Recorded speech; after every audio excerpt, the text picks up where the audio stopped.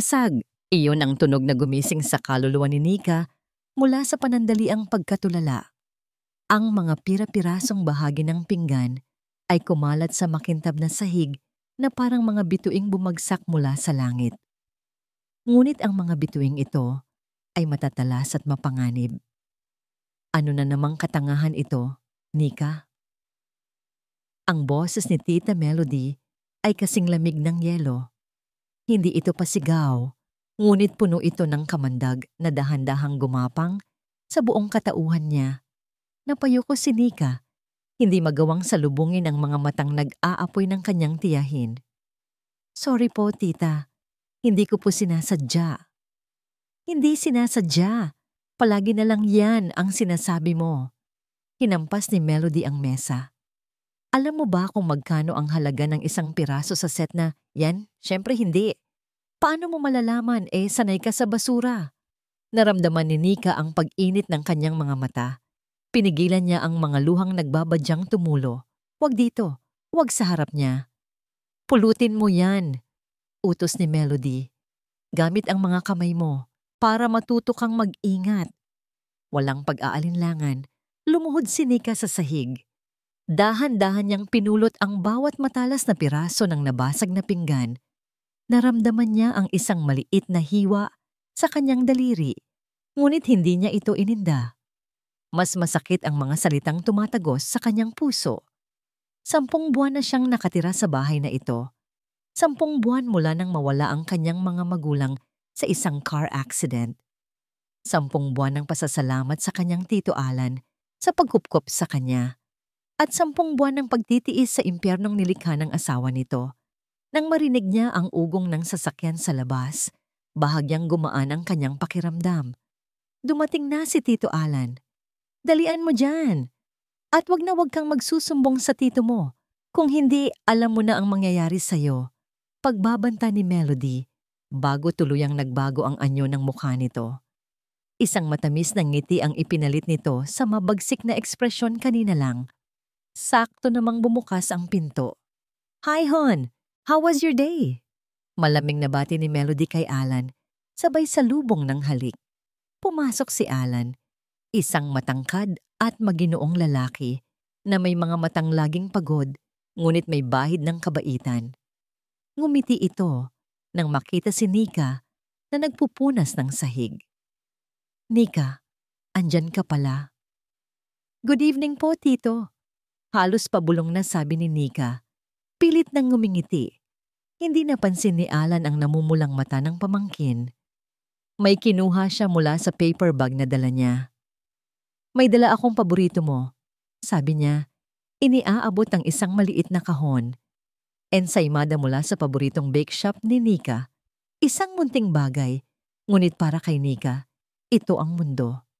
Ito ang nag-iisang sinag ng liwanag sa madilim niyang buhay sa mansyon na ito. Salamat po, Tito. Sige na, magpahinga ka na. Ako na ang bahala sa asawa mo. Biro ni Alan at ginulo ang buhok ni Nika.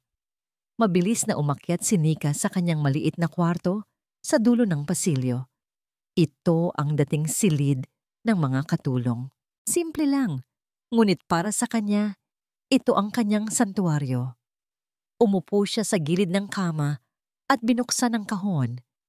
Habang kinakain ang malambot na ensaymada, doon na tuluyang bumuhos ang kanyang mga luha.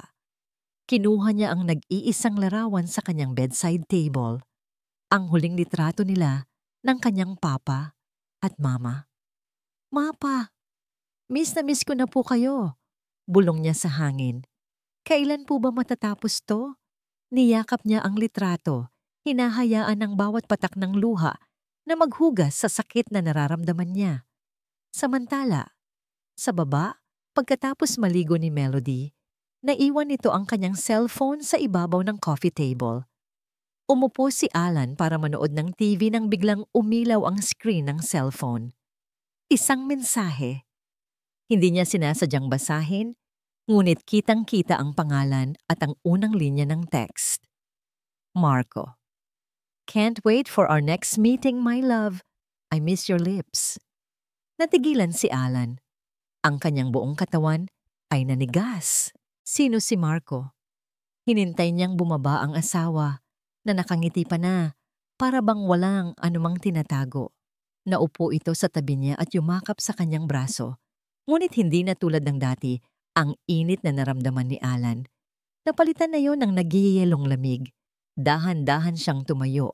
Kinuha ang cellphone at hinarap ang asawa. Kalmado ang kanyang boses. Ngunit sa ilalim nito ay may nagbabadyang bagyo. Sino si Marco, Melody? Ang ngiti sa mga labi ni Melody ay unti-unting naglaho, napalitan ng isang saglit na pagkataranta bago muling bumalik sa isang maskara ng pagkukunwari. Marco? Sinong Marco? Saan mo naman narinig ang pangalan na yan, Hon? Nakita ni Alan ang bahagyang panginginig ng kamay nito. Kasinungalingan. Huwag mo akong gawing tanga, Melody. Mariin ngunit mahinang sabi ni Alan.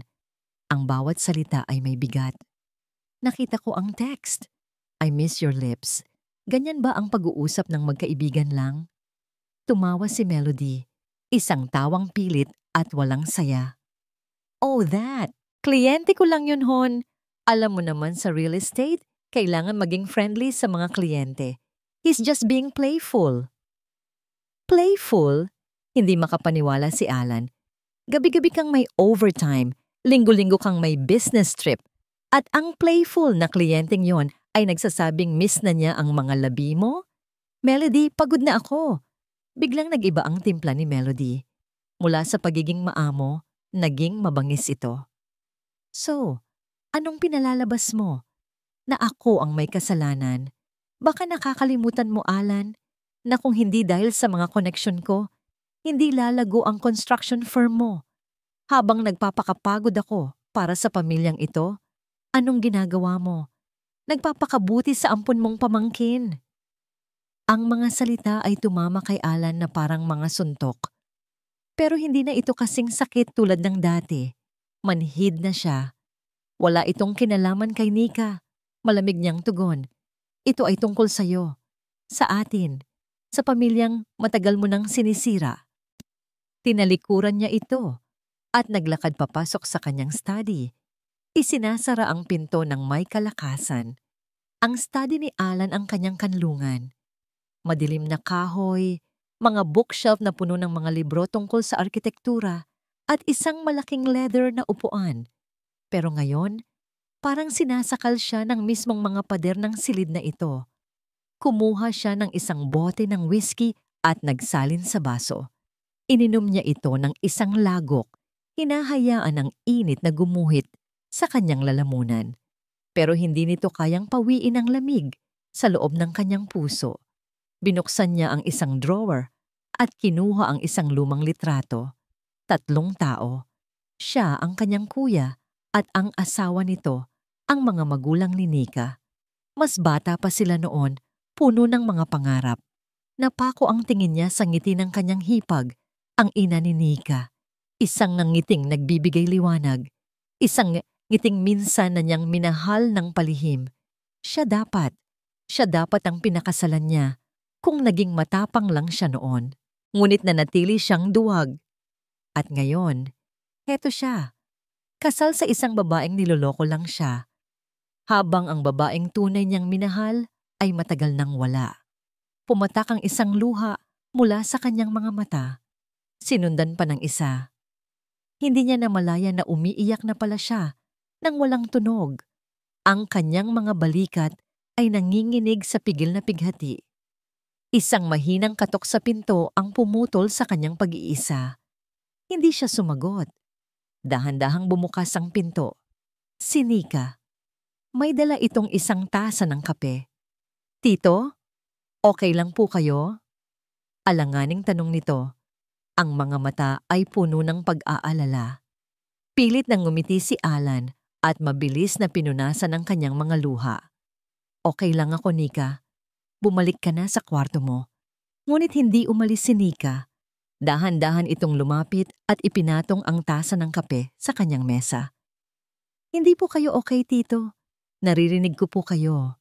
Sa mga salitang iyon, gumuho ang lahat ng pader na itinayo ni Alan sa paligid ng kanyang puso. Tumingin siya sa mga mata ni Nika, mga matang nagpapaalala sa kanya ng ina nito. At doon, sa harap ng dalisay na pag-aalala ng kanyang pamangkin, bumigay siya. Pagod na ako. Nika, basag ang kanyang boses. Sa lahat ng kasinungalingan, sa lahat ng pagkukunwari, sinira niya ang lahat. Walang sinabi si Nika. Lumapit lang ito at marahang ipinatong ang kamay sa kanyang balikat. Isang simpleng haplos, ngunit para kay Alan, iyon ang pinakasinserong bagay na naramdaman niya sa loob ng maraming taon. At doon na siya tuluyang humagulgol. Umiyak siya para sa nasirang pamilya, para sa nawalang pag-ibig, para sa mga maling desisyon sa buhay. At sa buong panahong iyon, nanatili si Nika sa kanyang tabi, tahimik na nakikiramay. Nang sa wakas ay humupa ang kanyang emosyon, tiningnan niya si Nika. Ang ilaw mula sa maliit na lamp sa kanyang mesa ay nagbibigay diin sa maamong mukha nito. Sa sandaling iyon, hindi niya nakita ang isang pamangkin. Ang nakita niya ay iisang anghel, isang kaibigan, ang tanging taong nakakaintindi sa kanya.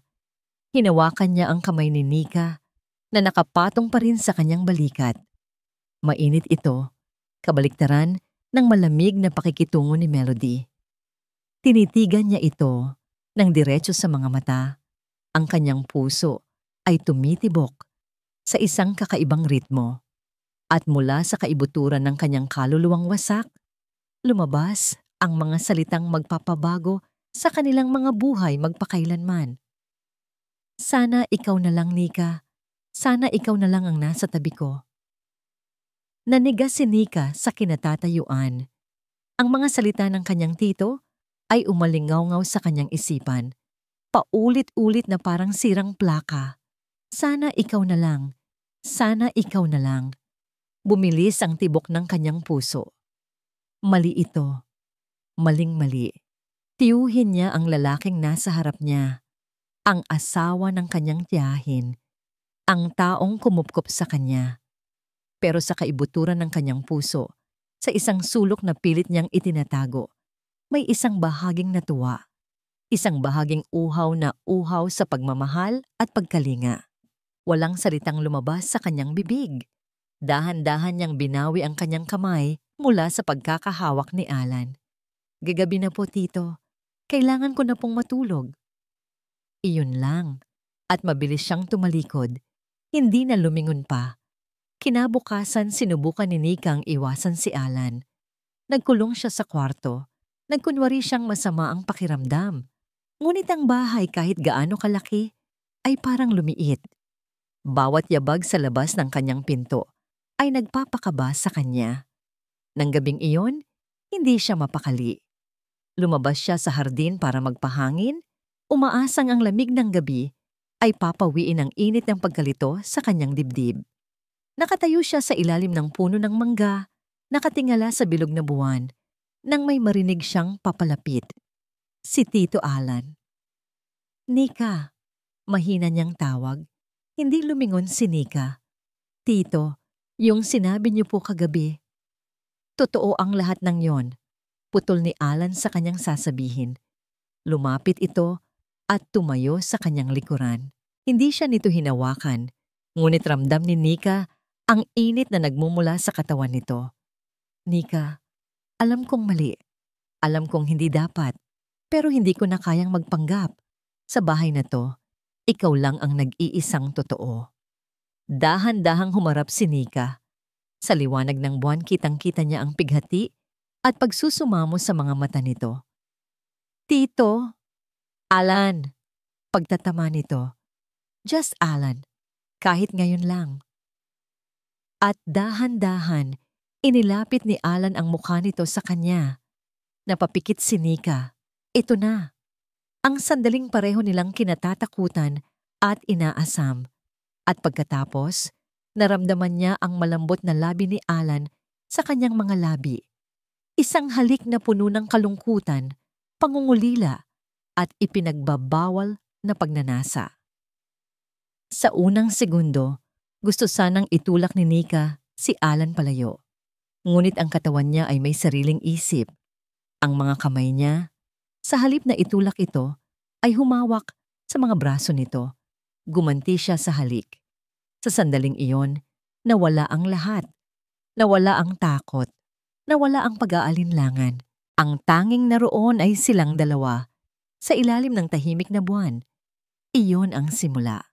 Ang mga sumunod na araw ay naging isang mapanganib na laro ng taguan. Isang text message sa umaga. Good morning! Ikaw ang una kong naisip. Isang dampi ng kamay sa pasilyo kapag hindi nakatingin si Melody. Isang kuryenteng gumagapang sa kanilang mga balat. Isang bagong hair clip na palihim na iniwan ni Alan sa ibabaw ng kanyang unan. Isang maliit na paru-parong pilak. Isinuklay niya ito agad sa kanyang buhok. Pakiramdam niya, siya na ang pinakamasayang babae sa mundo. Ang kanilang munting paraiso ay isang napakapong bula.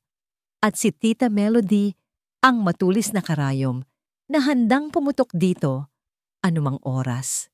Isang hapon, habang nag-aayos ng mga bulaklak sa sala si Nika, pumasok si Melody. Ang pekeng ng ngiti nito ay nakapaskil na naman sa mga labi. Nakita nito ang silver na paru-paro sa buhok ni Nika. Aba, ang ganda naman ng palamuti mo sa buhok, Nika. Bago yan. Ah? Ang sabi ni Melody, ang boses ay matamis ngunit may nakatagong lason. Hinawakan ni Nika ang hair clip. Oo po, tita. Saan mo naman nakuha yan? Siguro may manliligaw ka na ano? Lumapit ito. Tinititigan si Nika mula ulo hanggang paa. Huwag mong sabihing, ninakaw mo yan sa mga gamit ko. Hindi po, tita. Mabilis na tanggi ni Nika. Ang puso niya ay kumakarera na. Bigay lang po. Bigay? Tinaasan siya ng kilay ni Melody. Kanino galing? O baka naman may mabait na kaluluwang nagbigay sa'yo. Sabihin mo sa akin, Nika. Sino? Ang mga mata ni Melody ay parang mga punyal, handang tumusok sa kanyang kaluluwa. Hindi makasagot si Nika. Ang kanyang katahimikan ay sapat ng sagot. Isang mapanuyang ngiti ang gumuhit sa labi ni Melody. Mag-ingat ka, Nika. Masyadong mapagbigay ang mundo ngayon. Baka may kapalit. Pag-alis ni Melody, napasandal si Nika sa pader. Nanginginig ang mga tuhod. Nang gabing iyon, sa hapagkainan, ang tensyon ay halos hinihiwa ng kutsilyo. Walang umiimik. Si Alan, si Nika at si Melody ay kumakain sa katahimikan. Biglang ibinaba ni Melody ang kanyang mga kubyertos. By the way, Alan, sabi niya sa isang kalmadong boses na nagpatindig ng balahibo ni Nika, I've decided to upgrade our home security. Tumingin si Alan sa kanya. Anong ibig mong sabihin? Ngumiti si Melody. Isang nangiting hindi umabot sa kanyang mga mata. Magpapalagay ako ng mga CCTV camera sa buong bahay. Sa sala, sa kusina, sa mga pasilyo, para masigurong laging ligtas ang lahat dito. Habang sinasabi niya ang huling salita, ang mga mata ni Melody ay hindi nakatingin kay Alan. Nakatitig ito ng diretso kay Nika. Kinabukasan, ang bahay ay napuno ng mga estranghero. Mga lalaking nakauniporme na nagkakabit ng maliliit at puting mga mata sa bawat sulok ng kisame. Ang mga CCTV camera, pinanood sila ni Alan mula sa hagdanan, ang panga niya ay naninigas. Bawat tornilyong kanilang ikinakabit ay parang isang rehas na idinadagdag sa kanilang kulungan. Tumingin siya kay Melody na nakatayo sa sala, nagbibigay ng mga instruksyon na para bang isang reyna na nagpapatayo ng kanyang palasyo. Isang bilangguan.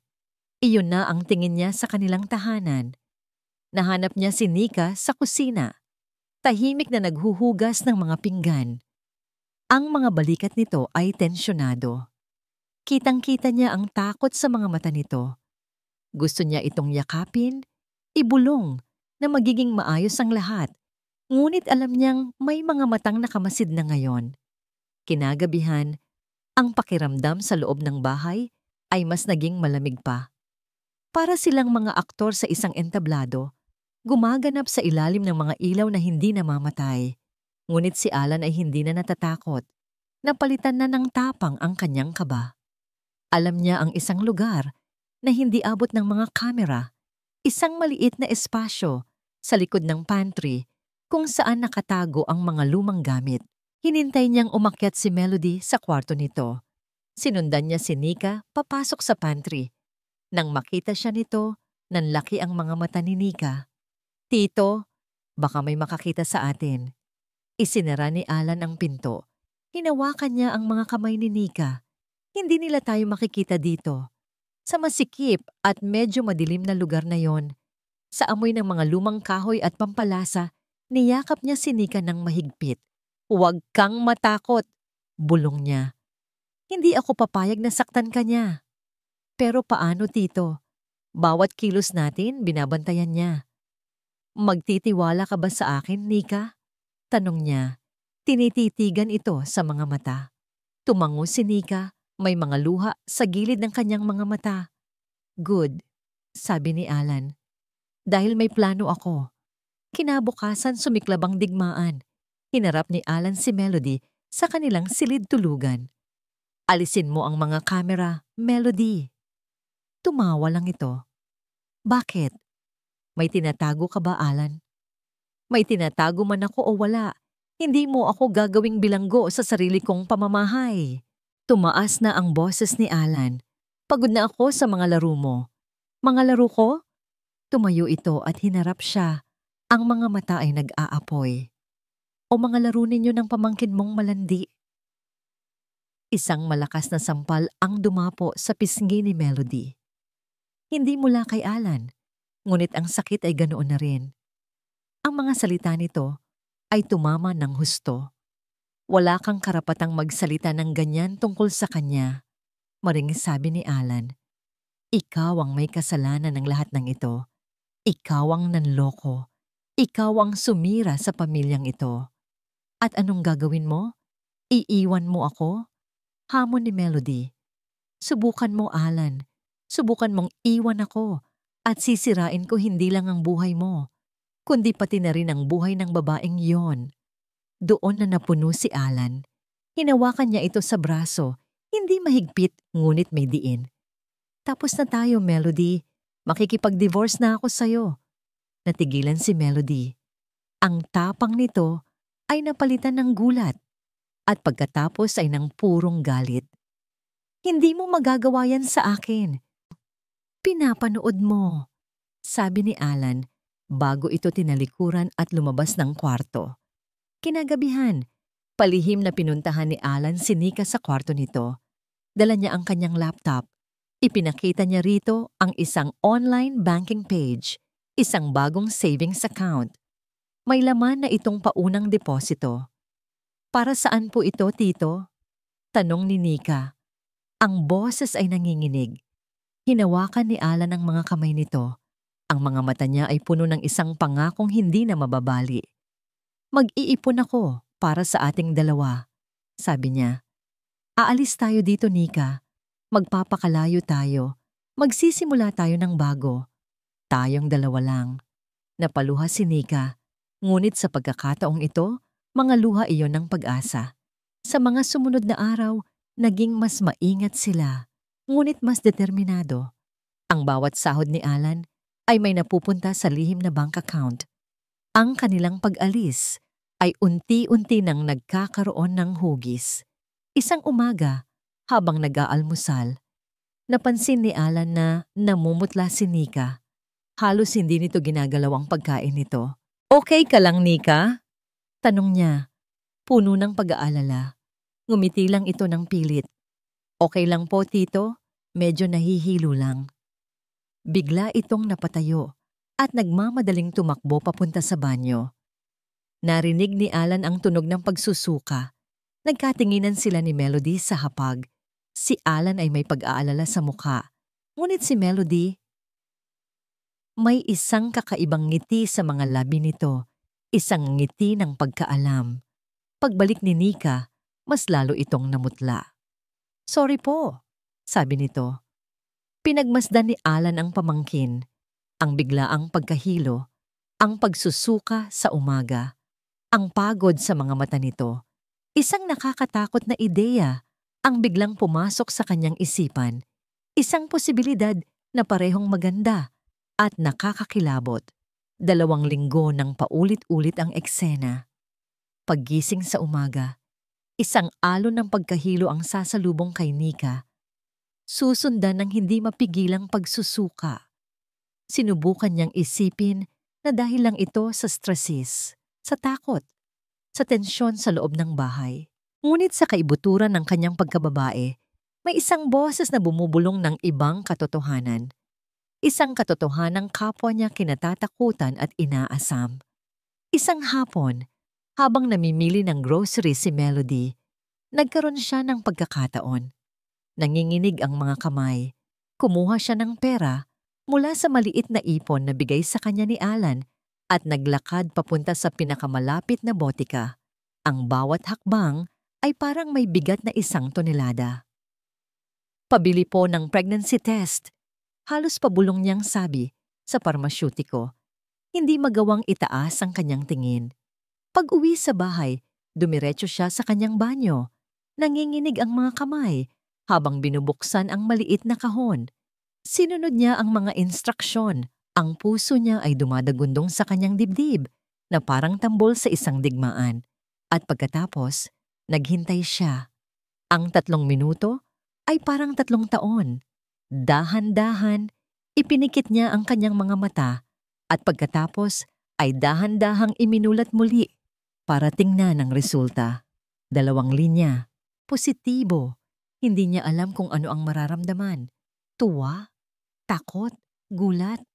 Lahat ng iyon nang sabay-sabay.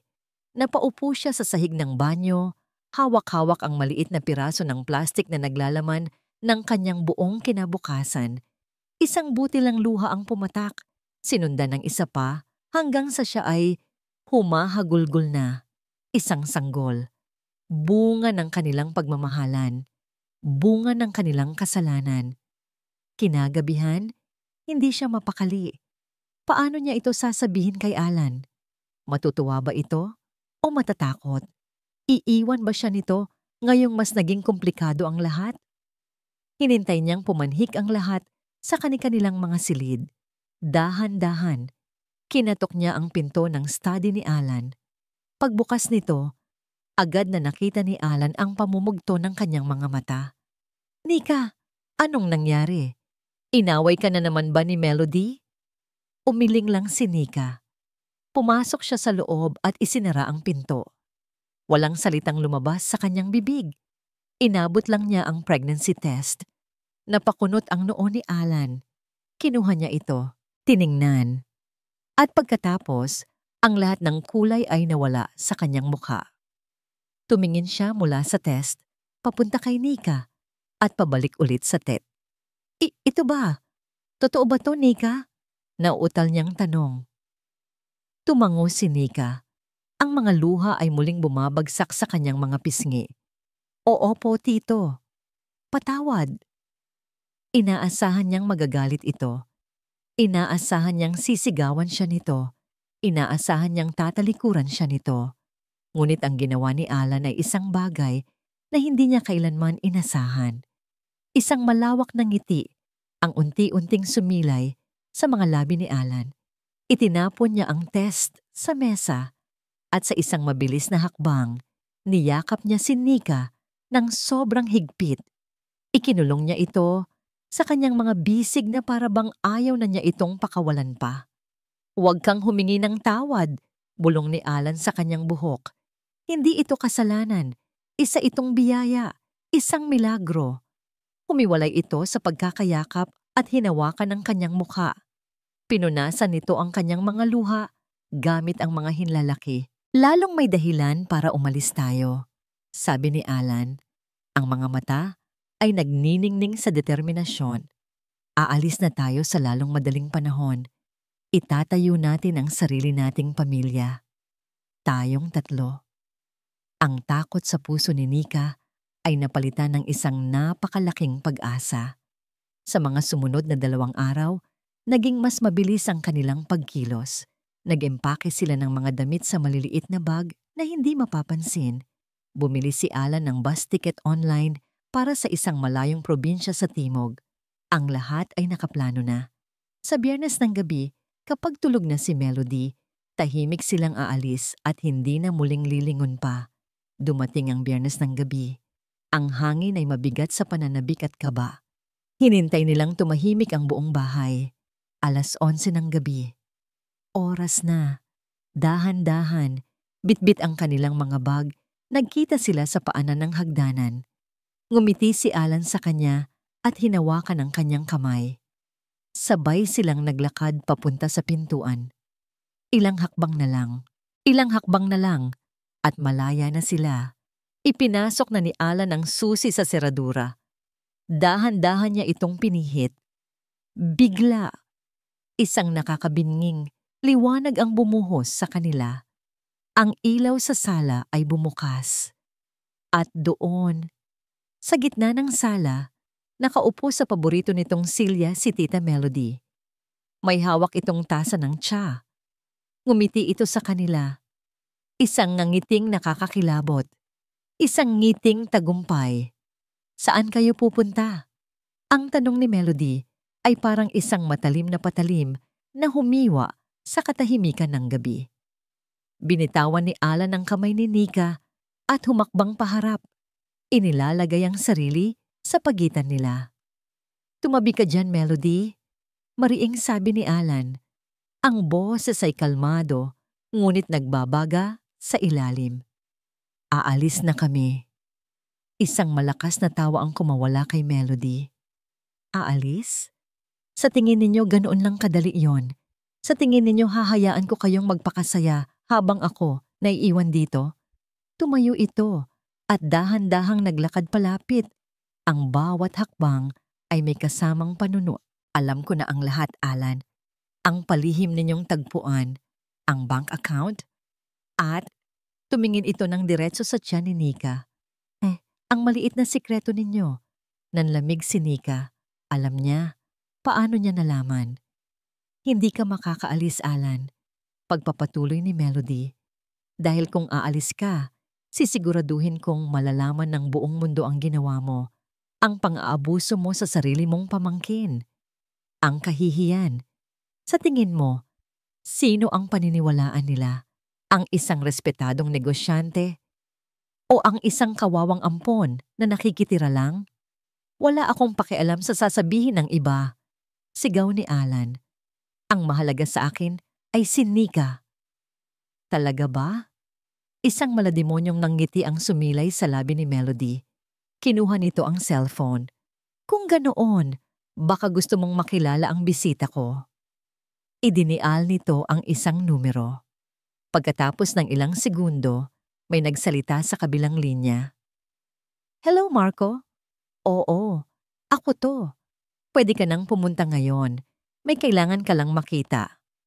Nanlaki ang mga mata ni Alan. Anong ginagawa mo, Melody? Huwag mo siyang papuntahin dito. Ngunit huli na ang lahat. Ilang minuto lang ang lumipas.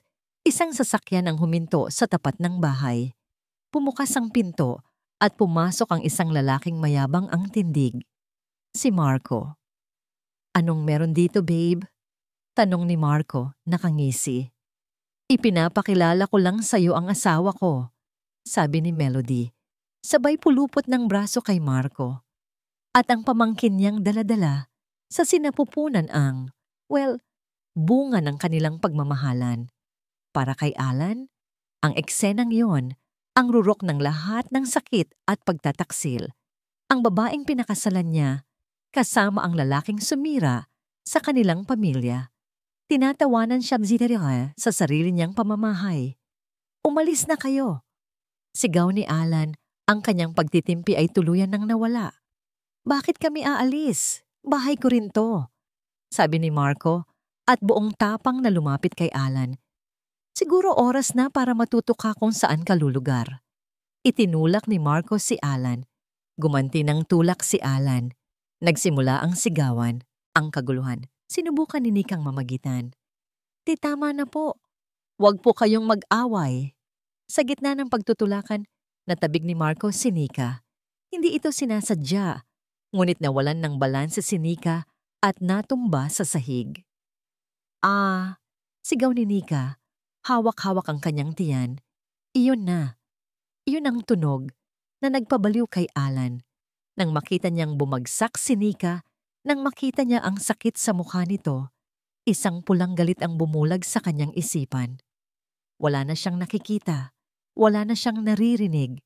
Ang tanging nag-uumapaw sa kanya ay ang primal na pangangailangang protektahan ang kanyang mag-ina. Sa isang iglap, dumampot si Alan ng isang mabigat na tropeo na gawa sa marmol mula sa isang estante. At sa isang malakas at nakakakilabot na kalabog, ibinagsak niya ito ng buong lakas sa ulo ni Marco. 1, 2, 3 beses. Tumalsik ang dugo. Napatigil ang lahat. Ang tanging maririnig na lang ay ang malakas na paghinga ni Alan. Dahan-dahan, bumagsak ang katawan ni Marco sa sahig. Walang buhay. Napatakip ng bibig si Melody. Ang mga mata ay nanlalaki sa takot at hindi makapaniwala. Nakatayo si Alan sa gitna ng sala. Ang kanyang mga kamay ay puno ng dugo. Ang dibdib ay umaalon sa paghinga. Tumingin siya sa kanyang ginawa. Sa katawang nasa sahig. Sa dugong kumakalat sa puting carpet. At pagkatapos, tumingin siya kay Nika na nakatingin sa kanya mula sa sahig. Ang muka ay basang-basa ng luha at puno ng purong takot. Sa di kalayuan, nagsimulang marinig ang papalapit na tunog ng sirena ng pulis. Tumawag na pala si Melody bago pa man dumating si Marco. Lahat ay parte ng kanyang plano. Ngunit ang plano niya ay naging isang bangungot na hindi na makokontrol ni Numan.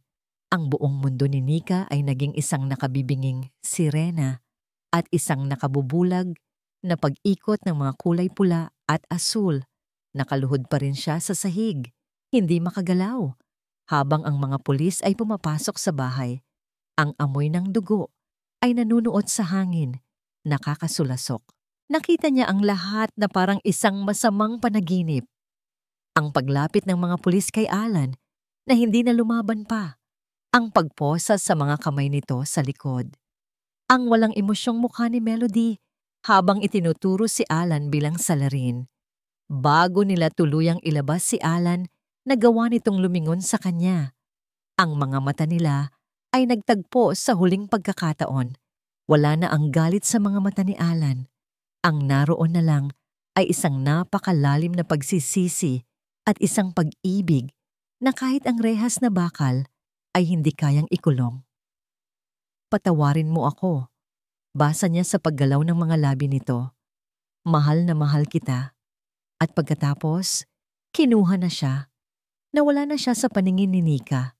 Nang mawala na ang mga pulis at ang ambulansyang kumuha sa katawan ni Marco, ang tanging naiwan sa sala ay ang 3 babae.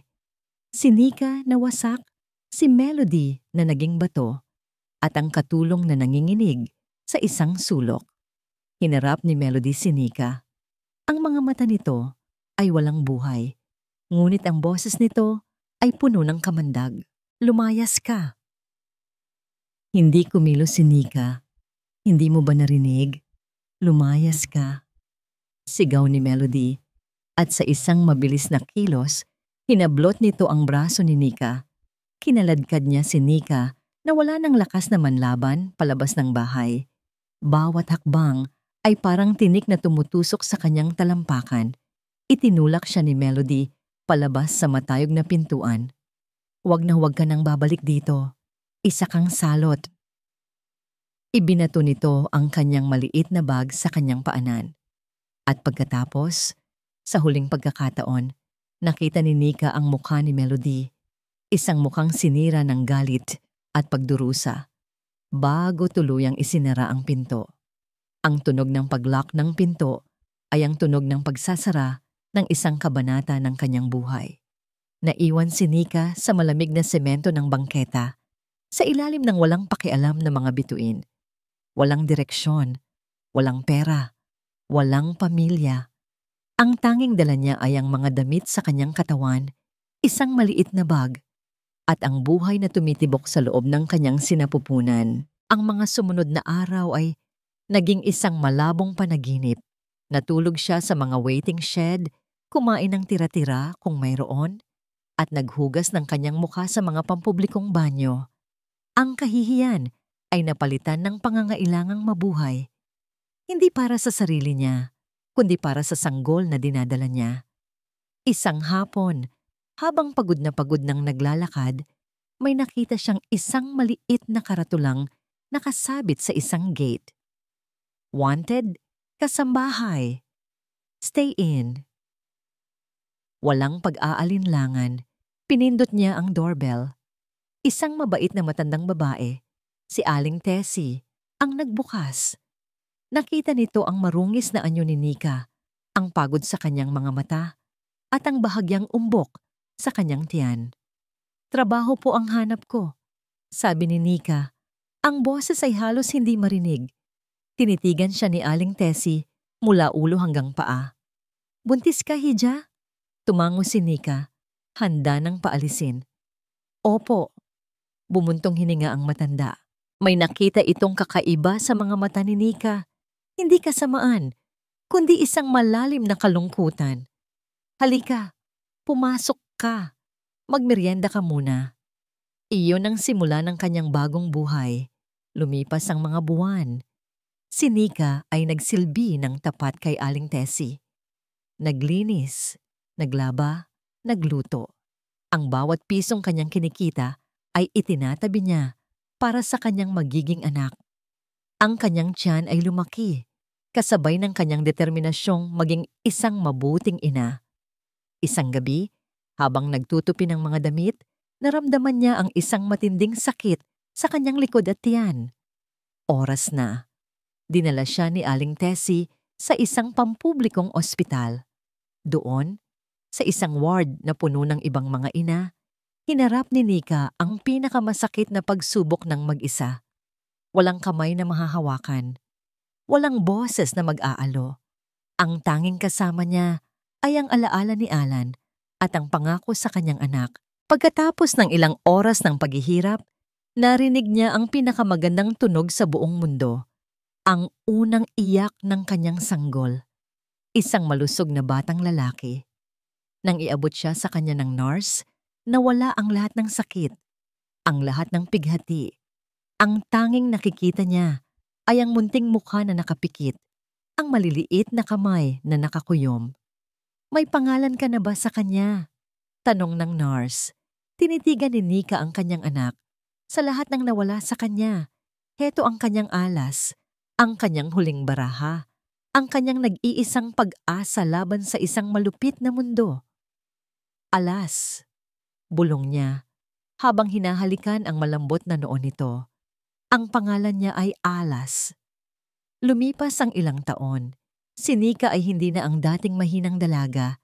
Siya na ngayon ay si Nanay Nika, isang ina na gagawin ang lahat para sa kanyang anak. Si Alas ay lumaking isang bibo at matalinong bata, ang liwanag sa madilim na buhay ni Nika. Nakatira pa rin sila sa poder ni Aling Tessie, na naging parang lola na rin kay Alas. Simple lang ang kanilang buhay, ngunit payapa.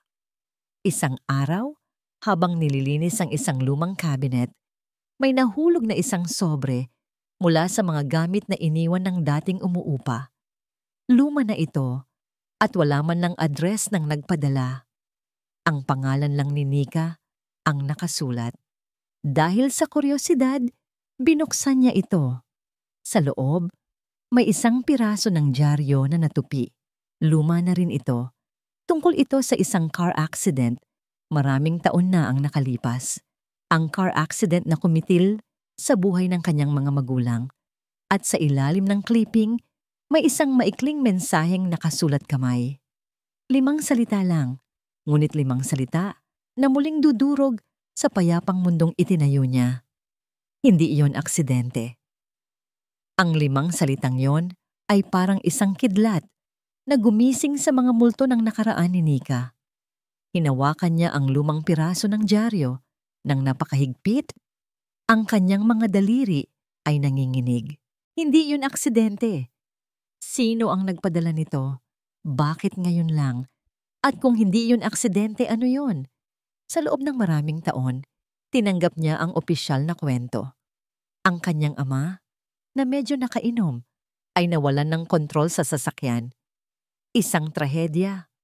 Oo, ngunit isang aksidente. Ngunit ang liham na ito ay nagtanim ng isang nakalalasong binhi ng pagdududa sa kanyang isipan. Hindi siya mapakali. Kinabukasan, ipinagpaalam niya si Alas kay Aling Tessie. May kailangan lang po akong asikasuhin. Babalik din po ako kaagad. Dinala siya ng kanyang mga paa sa pampublikong aklatan. Sa archivist section, hinalungkat niya ang mga lumang dyaryo mula sa taon ng aksidente. Nahanap niya ang balita. Ang mga detalye ay pareho sa kanyang natatandaan. Ngunit ngayon, binabasa niya ito sa ibang pananaw. May mga salitang tumalon sa kanya. Walang ibang sasakyang sangkot. Walang saksi. Parang masyadong malinis. Masyadong simple. Sa ibaba ng artikulo, may maliit na pangalan ng reporter na sumulat nito. Lito Cruz. Gamit ang internet sa aklatan, hinanap niya ang pangalan. Nalaman niyang isa na itong retiradong mamamahayag. Pagkatapos ng ilang paghahanap, nakuha niya ang address nito. Kinakabahan, pinuntahan niya ang lugar. Isang maliit at simpleng bahay. Isang matandang lalaki na maputi na ang buhok ang nagbukas ng pinto. "Sino ka, Hija?" tanong nito. "Kayo po ba si Lito Cruz?" tanong ni Nika. "Ako po si Nika. Anak po ako ni na Mr. and Mrs. Sandoval. Yung naaksidente po 10 taon na ang nakalipas." Biglang nagbago ang anyo ng matanda. Ang kuryosidad ay napalitan ng gulat. At pagkatapos ay ng isang malalim na lungkot. "Pumasok ka," sabi nito. Sa loob ng bahay, ikinuwento ni Nika ang tungkol sa liham. Bumuntong hininga si Lito Cruz. "Alam kong darating ang araw na ito." Kumuha siya ng isang lumang, maalikabok na kahon mula sa ilalim ng kanyang mesa. Sa loob, naroon ang mga file niya mula sa kaso.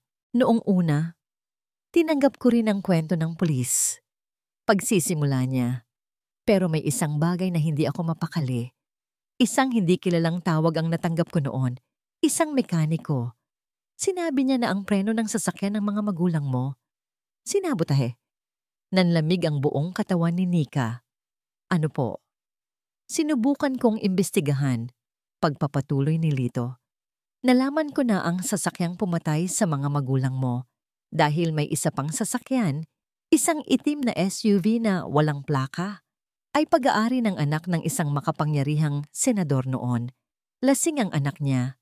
Siya ang may kasalanan, pero ginamit nila ang kanilang kapangyarihan para pagtakpan ang lahat, para palabasin na kasalanan ng tatay mo." "Sino po ang senador?" Nanginginig na tanong ni Nika. "Senador Alcaraz," sagot ni Lito. At pagkatapos, sinabi niya ang isang bagay na tuluyang gumuho sa mundo ni Nika. Ang pamilya ng Tito Alan mo, malapit sila sa mga Alcaraz. May malaki silang utang na loob. Pinakiusapan sila, or mas tamang sabihin, tinakot sila na manahimik. Ang tatay ni Alan, ang isa sa mga unang tao sa eksena ng aksidente. Alam niya ang totoo. Hindi makapaniwala si Nika. Ang pamilyang kumupkop sa kanya. Alam nila. Alam nilang pinatay ang kanyang mga magulang at wala silang ginawa. Isang linggo ang lumipas. Hindi siya makatulog. Hindi siya makakain. Ang katotohanan ay isang laso na dahan-dahang pumapatay sa kanyang kaluluwa. Sa huli, alam niya kung ano ang kailangan niyang gawin. Nag-iwan siya ng sulat para kay Aling Tessie. Kinuha niya ang lahat ng kanyang naipon. Dinala niya si Alas at sumakay siya ng bus papunta sa Bilibid. Ang proseso ay mahaba at nakakapagod. Ngunit pagkatapos ng ilang oras na paghihintay, dinala siya sa isang silid na may makapal na salamin sa gitna. Ilang sandali pa, isang lalaking naka-orange na damit ang pumasok mula sa kabilang panig. Mas payat na ngayon si Alan. Mas may edad. Ngunit ang mga mata niya, pareho pa rin. Nang makita siya nito at ang batang lalaki sa tabi niya, natigilan ito. Umupo si Nika sa upuan. Itinaas niya ang telepono. Ganun din ang ginawa ni Alan. Nika, basag ang boses ni Alan. At sino siya? Si Ala, sasagot ni Nika. Anak mo. Napaluha si Alan. Patawad, sabi niya. Patawad sa lahat. Tinitigan siya ni Nika. Ang kanyang puso ay isang magulong halo ng pag-ibig, galit at awa. Inilapag niya sa maliit na counter ang kopya ng mga dokumentong ibinigay ni Lito Cruz. Idinikit niya ito sa salamin para mabasa ni Alan. Ang mukha ni Alan ay namutla habang binabasa ang mga pangalan at ang mga detalye. Tumingin si Nika ng diretso sa kanyang mga mata. Ang kanyang boses ay malamig at matatag. Alam mo ba ito, Tito Alan? Ang tanong ni Nika ay binitin sa hangin. Mas mabigat kaysa sa makapal na salamin na naghihiwalay sa kanila. Tinitigan ni Alan ang mga papel. Pagkatapos ay ang mukha ni Nika at pagkatapos ay ang mukha ng bata, ang kanyang anak, na walang kamalay-malay na nakatingin sa kanya. Isang malalim na buntong hininga ang kumawala kay Alan. Isang tunog na puno ng bigat ng maraming taon ng pagsisisi. Dahan-dahan, tumango siya. Hindi ko alam ang lahat, mahinang sabi niya sa telepono. Ang boses ay basag. Bata pa ako noon. Ang narinig ko lang ay mga bulungan sa pagitan ni Papa at ng senador na may nangyaring masama na kailangan naming manahimik para sa kapakanan ng pamilya. Natakot ako, Nika. Masyado akong naging duwag para magtanong at habang buhay kong pagsisisihan yon. Sa wakas, ang huling piraso ng katotohanan, walang pagsisinungaling, walang pagkukunwari, tanging ang hubad na sakit. Tinitigan ni Nika ang lalaking minsan niyang minahal ng buong puso. Ang lalaking ama ng kanyang anak. Ang lalaking bahagi ng isang pamilyang nagtaksil sa alaala ng kanyang mga magulang. Ngunit sa pagtingin niya sa wasak na anyo nito, wala na siyang makitang galit sa kanyang puso. Ang naroon na lang ay isang napakalawak na awa at isang malungkot na pagtanggap. Pinapatawad na kita, Alan, sabi ni Nika, at sa pagsasabi niya ng mga salitang yon, naramdaman niya ang paggaan ng isang mabigat na kadenang matagal nang nakagapos sa kanyang kaluluwa. Hindi dahil sa iyo, kundi para sa akin, para sa amin ng anak mo. Kailangan na naming magpatuloy. Napahagulgol si Alan sa kabilang linya. Salamat, Nika. Salamat. Kailangan ko nang umalis, sabi ni Nika. Bago niya ibaba ang telepono, may huli siyang sinabi. Maging mabuti kang tao dito sa loob, Alan. Para sa sarili mo. Huwag na para sa amin. Tumayo siya. Hinawakan ang kamay ni Alas at hindi na lumingon pa. Habang naglalakad siya palayo sa madilim na pasilyo ng bilangguan, pakiramdam niya ay naglalakad siya papalabas mula sa isang mahabang, madilim na gabi patungo sa liwanag ng araw. Malaya na siya. Isang maliit na panaderya na may pangalang Alas Pandesal ang nakatayo sa isang abalang kanto ng syudad. Ang amoy ng bagong lutong tinapay ay umaakit sa mga dumadaan. Sa loob, isang babae na may matamis na ngiti ang abala sa pag-aasikaso sa mga customer. Si Nika, sa tulong ni Aling Tessie at ng kaunting pautang, nagawa niyang itayo ang kanyang munting pangarap. Ang kanyang buhay ay simple na ngayon, ngunit puno ng kahulugan. Nay, paubos na po ang ensaymada. Sigaw ng isang 10 taong gulang na batang lalaki mula sa likod. Si Alas, na masiglang tumutulong sa kanyang ina. Opo anak, papalabas na. Natatawang sagot ni Nika. Ang kanilang buhay ay payapa. Hindi na niya binalikan ang nakaraan. Para sa kanya, ang hustisya ay hindi na ang pagpapakulong sa mga may kasalanan. Ang hustisya para sa kanya ay ang mabuhay ng maayos at masaya Isang bagay na hindi maipagkakait sa kanya ng sinuman. Isang hapon, isang lalaking nakasimpleng damit ang pumasok sa panaderya. Pamilyar ang kanyang mukha, ngunit hindi matandaan ni Nika kung saan niya ito nakita. "Isang supot ng pandesal, miss," sabi ng lalaki. Habang inaabot ni Nika ang tinapay, nagtama ang kanilang mga mata. Sa isang iglap, bumalik ang lahat. Ang itim na SUV, ang pangalang Alcaraz. Ito ang anak ng senador. Mas matanda na ngayon, wala na ang kayabangan sa mga mata. Napalitan ng isang malalim na kalungkutan. Hindi siya nakilala nito, o kung nakilala man, hindi nito ipinakita. Nagbayad ang lalaki. Bago ito umalis, tumingin ito sa pangalan ng panaderya. Alas Pandesal, basa nito. Maganda ang pangalan. "Salamat po." Sabi lang ni Nika. Umalis ang lalaki. Napanood niya itong maglakad papunta sa isang kalapit na community center. Isang lugar para sa mga batang kalye. Isa pala itong social worker. Napabuntong hininga si Nika. Ang mundo ay isang kakaibang lugar. Ang mga taong minsan ay mga halimaw ay maaaring magbago. Ang mga sugat, kahit hindi tuluyang naghihilom, ay maaaring matutunang dalhin. Tumingin siya sa labas. Si Alas ay masayang nakikipaghabulan sa ilang mga bata sa kalye. Tumatawa ito. Ang tawa niya ay ang pinakamagandang musika sa pandinig ni Nika. Isang nangiti ang sumilay sa mga labi ni Nika. Isang nangiting totoo. Isang nangiting malaya. Hindi ito ang fairy tale na pinangarap niya noong bata siya. Ngunit ito ang kanyang katotohanan. At sa unang pagkakataon, sa kanyang buhay, masaya siya rito. Natagpuan niya ang kanyang lakas, ang kanyang kapayapaan, at ang kanyang sariling pag-ibig, hindi sa piling ng iba, kundi sa loob ng kanyang sarili at sa anyo ng isang batang lalaking nagngangalang Alas. Ang kanyang simula, ang kanyang pag-asa, ang kanyang lahat.